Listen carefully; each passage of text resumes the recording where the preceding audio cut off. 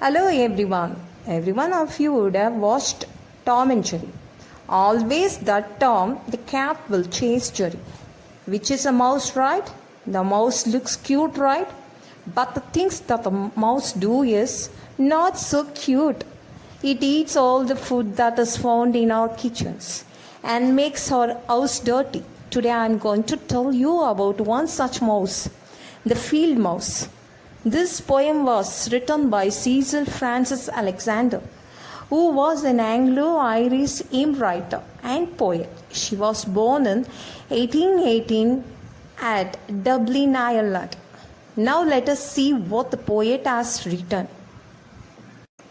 Where the acorn tumbles down, where the ash tree sheds its berry, with your fur so soft and brown, with your eyes so round and merry, scarcely moving the long grass, field mouse, I can see you pass.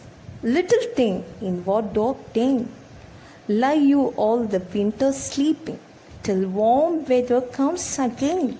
Then once more I see you peeping round about the tall tree roots, nibbling at their fallen fruits. Field mouse, do not go where the former stacks his treasure. Find a nut that falls below, eat the acorn at your pleasure. But you must not steal the grain he has stacked with so much pain. Make your hole where mosses spring, underneath the tall oak's shadow.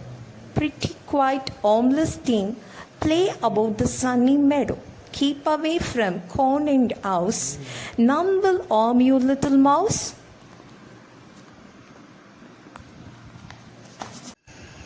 Now let us look at the first stanza. Where the acorn tumbles down, where the ash tree shades its berry, with your fur so soft and brown, with your eyes so round and merry, scarcely moving the long grass, field mouse, I can see you pass. Now let us look at the odd words.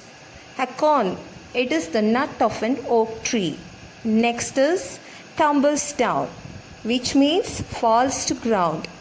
Next is shades, which means to get rid of something.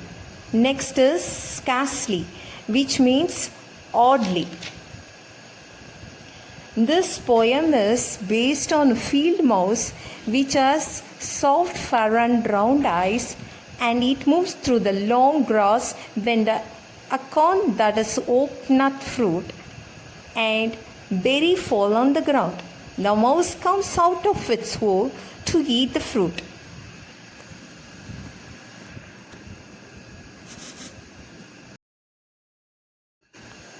Now let us look at the second stanza. Little thing, in what dark den lie you all the winter sleeping, till warm weather comes again? Then once more I see you peeping round about the tall tree roots, nibbling at their fallen fruits. Now let us see the odd verse, nibbling, which means eating by taking small bites. The poet here asks the mouse what it does during winter season, hiding in its hole. The mouse is only seen during summers, peeping from the hole on the trees. The mouse comes out to feed on the fruits of the trees. Now let us read the third stanza.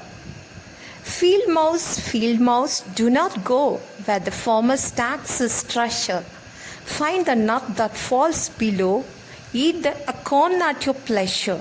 But you must not steal the grain he has stacked with so much pain. Now let us see the odd words.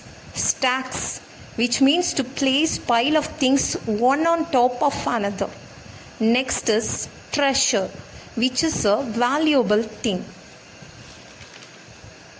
In the third stanza, the poet requests the mouse not to eat the grains that farmers grow by working very hard. Then the poet asks the mouse to eat only the fruits that are fallen on the ground.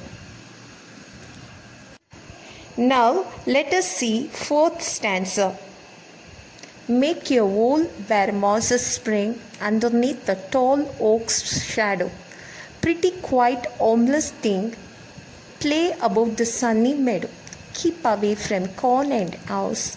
None will harm you, little mouse.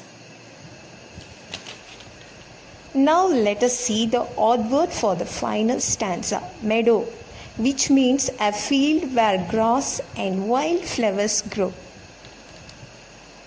In the fourth stanza, poet again asks the mouse to make hole for the mouse to stay under the tall oak tree, and not in the house or near the stored grains.